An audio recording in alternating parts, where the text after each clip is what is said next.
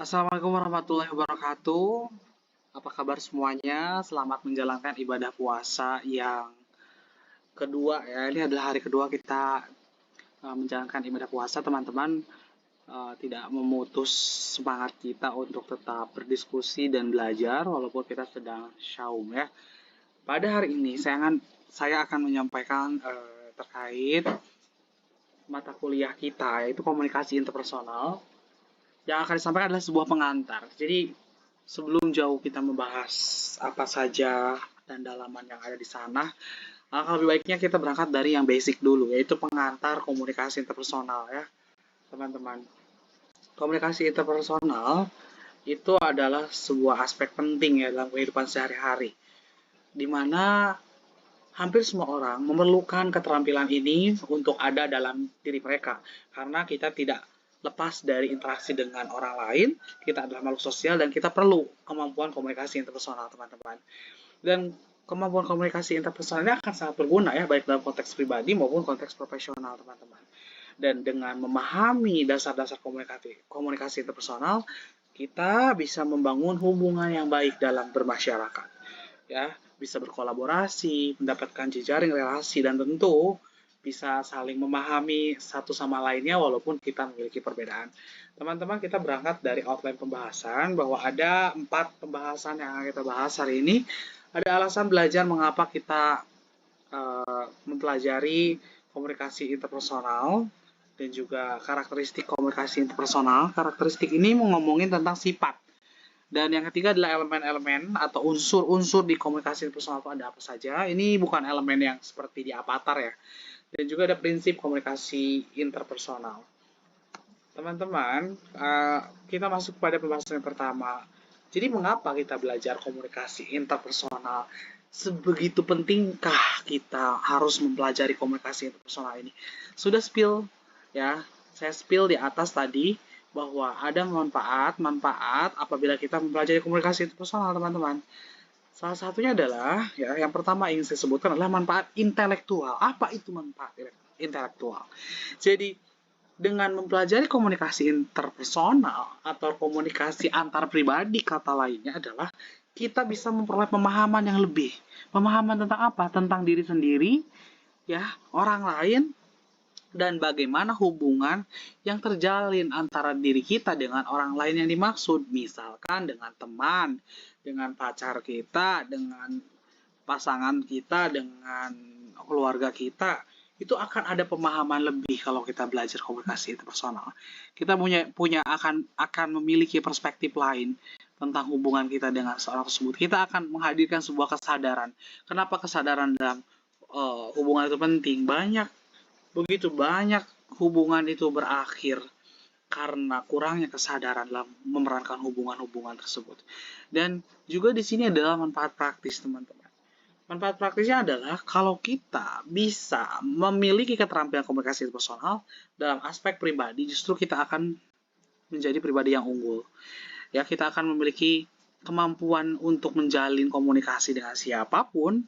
Ya, tadi konteksnya adalah kalau pribadi itu sebetulnya lebih ke punya kesadaran diri yang baik, sehingga nanti dalam bersosial kita bisa berkomunikasi dengan siapapun, akan nyambung, akan memiliki keterampilan yang bagus dalam menjalin jejaring, sehingga hubungan kita itu sangatlah bagus. Hubungan yang berkembang adalah ketika kita memiliki banyak ya relasi dalam konteks pekerjaan, organisasi, dan juga dalam konteks hubungan asmara kita tidak kesulitan. Dan profesional. Profesional itu artinya konteksnya adalah ketika kita melamar sebuah pekerjaan, ya, kita tidak lagi memiliki hambatan komunikasi personal. Bayangkan apa yang pertama kali dilewati oleh seorang calon karyawan untuk bergabung dalam sebuah perusahaan, bukankah komunikasi interpersonal dalam wawancara, ya, dalam interview itu ada komunikasi interpersonal ya. Maka dari itu ini sangat penting ya dalam konteks profesional. Dalam konteks karir, saya sebagai dosen itu tidak mungkin, teman-teman, ya jadi dosen begitu saja kalau ya tidak memiliki komunikasi interpersonal. Dan teman-teman sebagai mahasiswa juga punya kemampuan komunikasi interpersonal itu bagus. Jadi mahasiswa yang berprestasi tidak sekonyong-konyong menjadi demikian tanpa komunikasi interpersonal yang bagus. Seperti itu ya. Kita lanjutkan ya teman-teman. Nah, di sini juga ada karakteristik komunikasi interpersonal. Ini ngomongin sifat-sifat komunikasi interpersonal. Wah, di sini hujannya jadi saya agak mendekat nih. Suaranya akan teredam oleh hujan, tetapi semoga masih bisa terdengar. Saya coba besarkan volume saya. Di sini ada karakteristik yang pertama, ini yang kedua, dan ini yang ketiga. Karakteristik komunikasi interpersonal yang pertama adalah saling bergantung, teman-teman. Kok bisa saling bergantung? Karena dalam komunikasi interpersonal itu pasti melibatkan dua orang atau lebih, ya. Jadi teman-teman pasti ada dua orang atau lebih, ya. Dan di dalam hubungan dua orang atau lebih tersebut di dalam komunikasi interpersonal itu pasti ada hubungan relasional, ada konteksnya, ya, ada peran-perannya yang saling mempengaruhi. Nanti misalkan saya dengan mahasiswa, itu pasti ada konteks relasional ya. Mahasiswa kepada dosen berkomunikasi dalam rangka untuk memperoleh pemahaman tentang suatu topik, dan dosen misalkan berkomunikasi dengan mahasiswa itu hubungannya adalah untuk memudahkan ya tadi niat mahasiswa untuk memperoleh pemahaman tersebut. Jadi antara fasilitator dan yang difasilitasi. Saya lebih suka mengatakan sebagai fasilitator dan yang difasilitasi karena dosen bukan dewa ya. Itu konteksnya relasional ya, ada keterkaitan. Contohnya juga pasangan ya, pasangan si A dan si B itu pasti ada peran-perannya, saling membutuhkan, saling mengisi, ini yang disebut relasional ya. Kemudian ya, ini ada konteks yang membentuk ya pengaruh di sini. Saling memengaruhi itu artinya ketika misalkan pasangan kita marah, kita akan juga terpengaruhi, akan merasa bersalah, akan merasa marah juga bahkan, atau akan merasa sedih gitu karena marah tersebut. Jadi ada yang kita rasain saling berpengaruh. Kalau si orang yang ada dalam hubungan interpersonal itu merasakan sesuatu atau menyatakan sesuatu, kita pun akan saling terpengaruhi. Contohnya ya tadi ya yang saya sebutkan dalam hubungan tuh, kalau dalam satu konteks komunikasi itu saling mempengaruhi, apa yang dirasakan bisa dirasakan juga oleh orang yang lain dalam hubungan tersebut. Lanjut kepada yang ketiga, kontinum interpersonal. Dalam hubungan interpersonal dalam konteks komunikasi itu ada kontinum. Kontinum itu ada spektrum, kayak garis ya. Spektrum itu kayak garis-garis komunikasi interpersonal itu ya, bergerak dari impersonal hingga intim. Impersonal itu maksudnya tidak terlalu dekat sampai intim, yang sampai personal banget ya. Itu benar-benar nanti ada kontinumnya, ada spektrumnya, di mana posisi kita dengan siapa, dengan seseorang yang kita kenal, yang kita temui di dalam kehidupan sehari-hari itu, kita bisa lihat spektrum kita ada di mana. Contoh ini ya, saya menjelaskan lebih jauh tentang kontinum interpersonal atau tentang spektrum tadi. Ini semakin ke kiri itu semakin tidak personal. Impersonal itu artinya tidak personal. Yang semakin interpersonal ya semakin personal ke kanan, teman-teman. Ya, di sini ada tipe, harusnya ini semakin personal. Ya coba gini ya. Server dan customer. Ini tuh antara pelayan dan apa yang dilayani. Klien atau pelanggan dan juga penjual, bisa seperti itu ya. Dua orang tersebut dalam konteks hubungan yang tidak personal sama sekali, karena mereka konteksnya cuma pembeli dan penjual. Misalkan ini taksi driver dan passenger, penumpang dan gojeknya, ya mereka kalau ketemu hubungannya tidak terlalu impersonal, jauh ada di sini ya. Cuman kalau ketemu sehat, gimana kabarnya Neng, atau mau kemana, itu kan obrolan-obrolan berpermukaan. Di permukaan tuh basa-basi ya. Ini juga semakin ke sini ya, tidak terlalu personal, semakin mendekati personal ke kanan itu kan dokter dan pasien. Nah ini semakin personal karena mungkin membicarakan penyakitnya apa, kita mulai menceritakan ke dokter. Tapi nggak mungkin diceritakan kepada Gojek driver atau ke yang lain-lainnya, ya. Ke tetangga nih, tetangga ada posisinya di tengah-tengah ya, antara tidak terlalu dekat dan sangat dekat. Jadi masih jauh lah. Tetangga itu kadang-kadang si paling tahu tentang masalah kita, tetapi sebenarnya kita tidak terlalu personal dengan mereka. Mereka kelihatannya aja gitu dekat ya, karena rumahnya dekat, kadang-kadang kepo tentang kita, tetapi kita tidak menceritakan hal-hal pribadi kepada tetangga. Adapun mereka tahu ya mungkin mereka mencari tahu sendiri, karena kan tetangga itu udah CCTV terbaik ya. Makanya hati-hati jangan terlalu menceritakan hal yang personal kepada tetangga. Di sini ada teman kerja. Nah, kita bandingkan teman kerja dan tetangga lebih banyak mana ketemu sebenarnya. Dalam konteks 24 jam, teman kerja, karena kita 8 jam itu bertemu dengan teman kerja kita. Jadi ya, sementara tetangga mah cuman selewat doang pas keluar rumah dan pulang dari kerja. Kalau kita bekerja, kalau belum bekerja kita punya juga teman nih, teman casual friends itu teman main ya, teman nongkrong gitu kan. Kadang-kadang kita suka punya teman-teman nongkrong, mungkin lebih dari 5 tongkrongan atau lebih dari 2 tongkrongan ya, ada 2 tongkrongan atau 3 ya. Kalau misalkan nanti mabar sama siapa gitu ya, kalau misalkan futsal sama siapa itu beda-beda. Tetapi itu belum terlalu dekat. Cuman teman tongkrongan saja. Tapi di sini juga ngomongin saudara ya. Saudara mungkin bisa di posisinya lebih dekat lagi. Dan ini bisa berbeda-beda. Ada orang yang lebih dekat sama teman-temannya dibandingkan dengan saudara-saudaranya, itu juga sangat mungkin ya. Nah, ini ada best friend. Ya, best friend itu sudah semakin dekat, semakin personal. Kalau kita punya sahabat itu di luar teman tongkrongan yang benar-benar apa-apa cerita ke dia. Kalau di tongkrongan mungkin tadi tongkrongan sesuai konteksnya, nongkrong ngomongin Mobile Legend ya Mobile Legend. Tapi kalau close friend atau best friend itu kita mungkin bisa cerita apapun. Ya, cerita tentang masalah di sekolah, di kuliah, di kerjaan. Itu nongkrongnya beda. Quality time-nya mungkin bisa lebih jauh. Ya, bisa lebih lama gitu kan. Kalau ngobrol lebih nyaman gitu. Kemana-mana berdua itu mungkin ini ada di posisi semakin personal. Saya pernah bilang kalau kita ada teman yang sudah sampai main ke rumah kita, mungkin ini udah posisinya di sini ya, di close best friend, udah semakin mendekati ke konteks personal, semakin dekat. Ya, sudah apalagi sampai menginap di kosan kita, di rumah kita, itu sangat dekat sekali. Dan yang paling lebih dekat lagi, ya, menurut secara keumuman ini ya, adalah anak dan orang tuanya. Kadang kita ke ibu atau ke bapak ada salah satu yang lebih dekat, nah itu bisa lebih dekat lagi. Lebih dekat dalam konteks apapun ya, bercerita, kita kalau ada masalah cerita ke orang tuanya. Tapi balik lagi ini berlaku hanya sebagian orang, karena dalam kasus tertentu ada orang yang lebih dekat dengan teman-temannya dibandingkan dengan orang tuanya gitu. Nah, di sini yang terakhir adalah long time lovers. Ini adalah pasangan kita.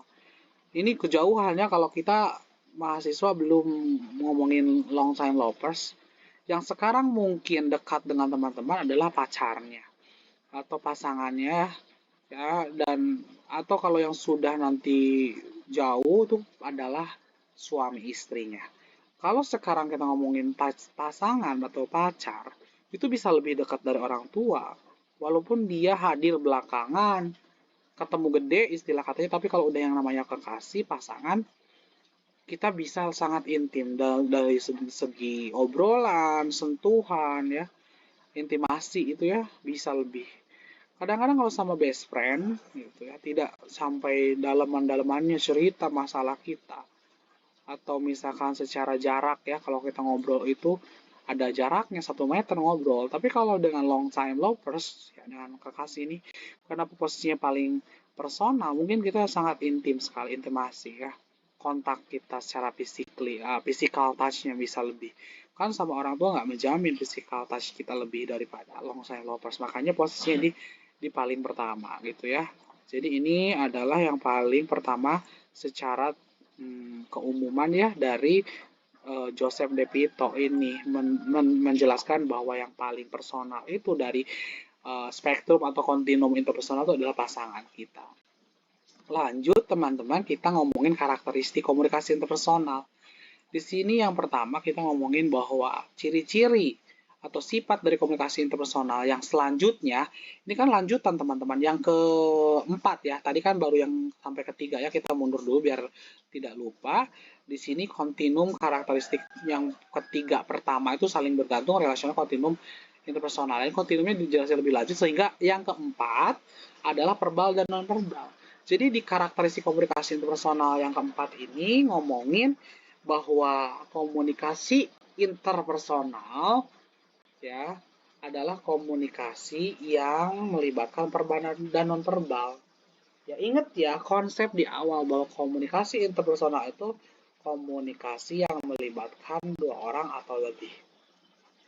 Sehingga ketika ngobrol sama orang lain itu ada verbalnya.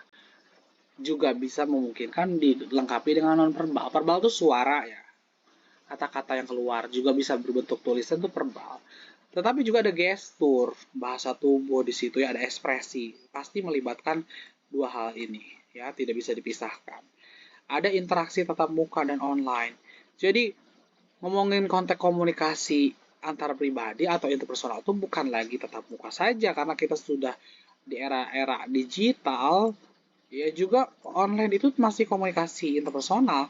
Bisa menghubungi orang lain lewat telepon, lewat WhatsApp, video call, Zoom meeting yang real time, yang secara langsung ya, gitu ya. Yang kemudian efektivitas komunikasi. Di sini ngomongin bahwa komunikasi interpersonal itu bisa bervariasi dalam efektivitasnya ya. Ada komunikasi interpersonal yang efektif dan juga yang sangat efektif. Dari tidak efektif, kemudian lumayan efektif, sangat efektif. Jadi contohnya nanti kita jelaskan. Bahwa kadang-kadang ketika berhubungan dengan orang lain, berbicara dengan orang itu mungkin aja bisa komunikasi, miskom gitu ya, gagal fokus, salah paham, itu adalah tidak efektif. Kalau kita hubungannya lancar, adem ayem tanpa konflik dalam pertemanan atau dalam asmara, berarti sangat efektif gitu ya. Selanjutnya ya kita tadi ya ada 6 karakteristik, kita masuk kepada elemen komunikasi interpersonal teman-teman. Elemen yang pertama adalah sumber. Jadi di dalam komunikasi interpersonal itu si pembicara pertama ya, sumber itu disebut komunikator. Ya. Disebut komunikator ya ketika ya individu yang menginisiasi komunikasi dengan mengirim pesan informasi. Jadi ketika orang pertama kali ngirim pesan itu disebutnya sumber. Ya. Nanti dalam proses mengirim pesan tadi, itu ada proses pengubahan ide pikiran menjadi pesan yang dikomunikasikan. Contoh, saya dalam pikiran itu udah mikir, saya kangen sama seseorang. Nah, itu kan baru gagasan ya, pikiran. Tetapi ketika saya mengaplikasikannya, merealisasikan kangen tersebut dengan chat orang tersebut, dengan say hi, ya, say hi gitu kan. Oh, berarti itu ya. Apalagi nanti di say hi dilanjutkan dengan ngomong aku kangen, itu udah masuknya ke encoding, merealisasikan ide gagasan dalam bentuk simbol. Simbolnya bisa kata-kata, bisa gestur ya. Kalau misalkan kita ketemu sama orang dan senyum, itu berarti kita udah mengencoding ketemu orang tersebut sebagai kebahagiaan. Kemudian juga ada pesan. Pesannya apa? Ya tadi ya, di encoding ini prosesnya, kemudian nanti kalau kita mau mengencodingnya dalam bentuk simbol kata-kata, nah kata-katanya itu pesannya apa, informasinya ada di sana. Aku kangen sama kamu. Nah ini di sini kata-kata atau masuknya ke dalam pesan. Salurannya, saluran itu media yang digunakan untuk mengirim pesan ya. Tadi kalau ngomong langsung itu lisan kita bisa jadi sebagai saluran, tulisan itu kata-kata juga bisa jadi saluran, atau bahkan si sinyal itu yang ada di media itu sebagai saluran. Jadi karena kita bermedia, contohnya jarak jauh, komunikasi personal itu jadi saluran kita untuk menyalurkan pesan tersebut juga ya, handphone. Kemudian decoding. Nah, decoding ini adalah kebalikan dari encoding. Kalau tadi merealisasikan atau mengaktualisasikan gagasan menjadi sebuah pesan, di sini ada proses penafsiran.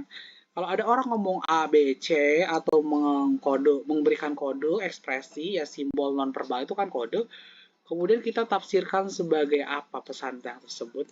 Ini dalam konteks si penerima kan. Misalkan tadi ada saya bilang hai misalkan di teks itu ya, atau hai dengan emot sedih, berarti saya sebagai penerima itu atau orang lain yang sebagai penerima tersebut melihat pesan saya say hi dengan emot sedih akan mendecoding, oh ini kayaknya kangen nih sama aku gitu kan. Nah ini proses penafsiran. Penafsiran itu dilakukan oleh si penerima ini yang menerima pesannya ya. Nanti kalau si penerima pesannya udah menerima pesan tersebut, itu juga nanti ada umpan balik. Dia mau membalas apa pesannya, apakah dia juga mengatakan yang sama say hi atau mengabaikannya, itu juga termasuk umpan balik. Ada noise. Ini noise itu yang bisa mengganggu ya proses terjadinya pengiriman pesan tersebut. Itu bisa terjadi. Bisa gagal dalam decoding, nanti kemudian diterimanya bisa berbeda, salah paham misalkan. Gitu kan? Nah, ini noise itu nanti sehingga umpan baliknya juga bisa salah. Nah, disebut komunikasinya nanti tidak efektif gara-gara ada noise. Noise itu bisa dijabarkan lebih lanjut, bisa ada noise secara harfiah, kebisingan itu sendiri, atau juga perbedaan perspektif, perbedaan budaya gitu ya. Kalau noise-nya misalkan ada orang yang bilang, hey, tungguin. Nah, terus gak kedengeran. Dia kedengarnya, hey, gangguin misalkan. Itu kan noise dari pendengaran kita sendiri. Tapi kalau misalkan noise-nya berbedaannya budaya, misalkan kita mengacungkan jempol, itu di Indonesia itu sebagai tanda bagus, tetapi misalkan dimaknai oleh orang luar negeri, misalkan dari Yunani itu adalah pelecehan, maka orang Yunani akan menerimanya sebagai perbedaan. Ya, nanti decodingnya beda, umpan baliknya beda. Oh, kamu melecehkan saya ya, gitu contohnya ya. Noise itu bisa beda-beda, teman-teman. Nah, kita lanjutkan kepada prinsip komunikasi interpersonal. Ini yang terakhir ya. Bahwa di prinsip komunikasi interpersonal itu ada 3 prinsip pertama, nanti ada lanjutannya. Yang pertama prosesnya transaksional. Jelas dalam komunikasi interpersonal itu transaksional, teman-teman. Kita ngomong sama seseorang nih, ada perlu ngomong, ya saya mau berkomunikasi dengan A, B, C, dengan siapapun, itu ada transaksionalnya. Apa transaksional itu? Ada udang di balik batu. Ya, ada tujuan. Ya, nanti sebelum ke tujuan sebenarnya ini transaksional tuh ada keuntungan yang ingin diperoleh. Saya nggak mungkin saya hai sama seseorang yang nggak saya sukai di media sosial untuk pertama kalinya. Saya ngechat orang karena foto profilnya sangat menarik secara visual. Begitupun kalian kalau berkenalan di media sosial misalkan. Dan saya tidak mungkin berkomunikasi dengan mahasiswa yang bukan saya ajar. Jadi saya tidak punya transaksional atau transaksi di sana ngomong dengan siapa orang yang tidak ada hubungannya dengan saya. Tapi saya akan berkomunikasi dengan mahasiswa yang saya ajar. Begitupun teman-teman nggak akan berkomunikasi secara intens dengan dosen yang tidak mengajar.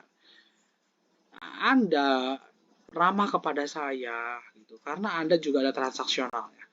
Misalkan kita saling membutuhkan dalam proses pembelajaran. Saya dalam menunaikan kewajiban saya mengajar dan teman-teman dalam konteks belajar ingin difasilitasi seperti itu. Tujuannya tadi ya di transaksional itu ada transaksional itu lebih menekankan untung ruginya, ada untungnya nggak ngomong sama dia. Kalau udah melihat untungnya itu yang disebut tujuannya. Ada tujuannya gitu ya yang ingin kita peroleh teman. Tujuan tertentu seperti saya ingin belajar dengan orang tertentu, ingin berhubungan. Nah, tadi saya menghubungi seseorang karena minat untuk menjalin hubungan dengan foto profil yang cantik tersebut di Facebook. Ingin mempengaruhi juga ada tiba-tiba orang yang mendekati saya. Ya, kemudian ingin mempengaruhi agar saya misalkan memilih paslon tertentu, bisa bermain juga ini untuk bermain hiburan dan untuk membantu. Contoh membantu itu dokter berkomunikasi dengan pasien itu untuk membantu mencari tahu apa solusi yang bisa diberikan. Nah, ini ambigu ini adalah prinsip yang ketiga karena dalam komunikasi interpersonal itu karena dalam proses decoding itu bisa berbeda-beda, penafsiran pesan berbeda-beda, maka nanti pesannya itu bisa ambigu. teman-teman. Dan ambigu itu dalam artian subjektif. Jadi pesan yang diterima oleh si A ya terhadap komunikator A terhadap komunikator yang memberikan pesan itu bisa berbeda dengan si B. Contoh, kalau kita mendengarkan pidato, nanti pidatonya tentang pentingnya perjuangan misalkan. Si A nafsirannya apa, si B apa, beda. Kalau bisa suruh menyimpulkan, ini berbeda setiap individu ya, jadi menimbulkan ketidakpastian. Nah dalam hubungan pun sama ya. Nanti kalau misalkan ada kejadian apa, si cowoknya ngelakuin apa, misalkan membantu misalkan tas yang jatuh di jalan, dan yang dibantu adalah perempuan. Si cowoknya niatnya ngebantu, si ceweknya niat menyangkanya naksir ke cewek yang dibantu. Ini kan ambigu. Nah, inilah yang disebut ketidakpastian dalam hubungan, ya. Karena proses decodingnya beda-beda. Teman-teman, kita lanjut kepada prinsip yang keempat, 5, 6, 7-nya ya. Nah, di sini ada simetris atau komplementer. Jadi di sini tuh komunikasi interpersonal itu saling melengkapi, teman-teman. Jadi kayak kita bisa katakan dua hal yang berbeda. Simetris itu sama, kalau komplementer itu melengkapi. Sama itu jadi sama-sama di frekuensi yang sama. Kalau misalkan dalam konteks hubungan asmara, si perempuannya marah, kemudian laki-lakinya malah ikut marah, itu simetris namanya. Tapi ada juga komunikasi personal yang komplementer. Ketika si perempuannya marah, laki-lakinya mereda, dia bersabar, dan tidak ikut marah, itu adalah komplementer. Begitu teman-teman ya. Kemudian konten dan hubungan. Ini adalah di dalam prinsip komunikasi personal itu ada yang membedakan konten dan hubungan dalam setiap komunikasi yang dibangun. Artinya begini, kalau mahasiswa ya berhubungan ya dengan dosen, kontennya adalah tentang kuliah, nggak mungkin ngomongin asmara, kecuali dosen sama mahasiswanya pacaran, ya ini kuliah. Nah, tapi kalau mahasiswa dengan mahasiswa lagi, kontennya bisa beda-beda, bisa tengah tugas, bisa pacaran gitu kan, bisa asmara, bisa sahabat, bisa hobi gitu kan. Gitu maksudnya. Yang konten itu yang dibahas dalam komunikasi yang berlangsung di hubungan tersebut. Kemudian ya dosen dengan dosen ya tentang pekerjaan lah, gak mungkin tentang apapun. Nanti dosen ketika di rumah beda lagi, dia tidak sebagai dosen berperannya, kontennya akan beda. Ketika dosen bertemu dengan temannya, jadi manusia biasa gitu, dan tidak membahas pekerjaan. Itulah seperti itu, konten itu beda-beda. Kamu dengan teman kuliah, konten yang dibahas mungkin diselingi dengan tugas-tugas, tidak terlalu dalam. Tapi ketika kamu ya saat konteksnya komunikasi dengan pacar, bisa membahas hal-hal yang dalam, yang deep talk gitu ya. Kemudian ini diselingi. Komunikasi itu terdiri dari rangkaian ya. Rangkaian, rangsangan, dan tanggapan yang dipisahkan berdasarkan perspektif individu. Maksudnya begini diselingi itu. Kalau kita ngomong sama seseorang gitu ya, nanti itu hasilnya itu nggak bisa didapati, bisa diselingin dulu ya dengan waktu gitu ya. Nanti ada tanggapan, nanti kita setelah memperoleh tanggapan itu kita bisa memberikan komunikasi lanjutan. Ada tanggapan lagi, ya ini tanggapan ini adalah proses diselingi tadi. Ya, ada tanggapan, nanti kita menanggapi terus. Jadi jangan satu arah. Ini yang dimaksud dengan two-way communications ya. Jadi harus ada umpan balik, kita ngasih komunikasi, pesan, nanti diselingi dulu, nanti ketika kita mau mengasihkan pesan balik itu harus menunggu respon dari lawan bicara kita. Jadi harus menghargai ya. Dan tidak dapat dihindari teman-teman. Jadi komunikasi interpersonal itu terjadi secara begitu saja. Tidak bisa dihindari. Kalau kita ketemu dengan orang baru di suatu tempat, itu pasti terjadi komunikasi personal. tidak dapat diubah. Ingat ya, ini tidak bisa diubah tuh artinya begini. Kalau teman-teman, ini bahasa Inggrisnya adalah irreversible. Kalau teman-teman sudah ngomong ke seorang C dan itu melukai hatinya, itu kita minta maaf ya. Maaf ya, saya nggak bermaksud seperti itu, tapi diingatan dia akan tetap ada omongan tersebut. Jadi hati-hatilah dalam konteks komunikasi personal, menjaga komunikasi kita atau lisan kita. Karena tidak bisa diubah pada hakikatnya. Walaupun kita sudah minta maaf, itu akan ingat sampai kapanpun. Apalagi yang sampai menyakiti hati. Kamu, misalkan dasar keluarga miskin, ya kan? Dia udah minta maaf, udah baik kan? Dia ngomong seperti itu akan tetap diingat. Oh, dia tuh pernah ngomong saya miskin, gitu kan? Dan tidak dapat diulang. Ya, tidak dapat diulang tuh artinya yang sudah terjadi obrolan-obrolan yang menyenangkan dengan pasangan kita, mungkin topiknya bisa diobrolin lagi, tapi momennya akan beda, memori-memorinya dan lain sebagainya. Ya, tidak bisa secara persis diulangi dalam situasi interaksional itu. Begitu, teman-teman. Ya, demikian ya, mungkin begitu saja. Ya, segitu dulu maksud saya. Untuk diskusi kali ini, untuk pemaparan pemantik diskusi terkait pengantar komunikasi interpersonal ya. Terima kasih atas perhatiannya. Assalamualaikum warahmatullahi wabarakatuh.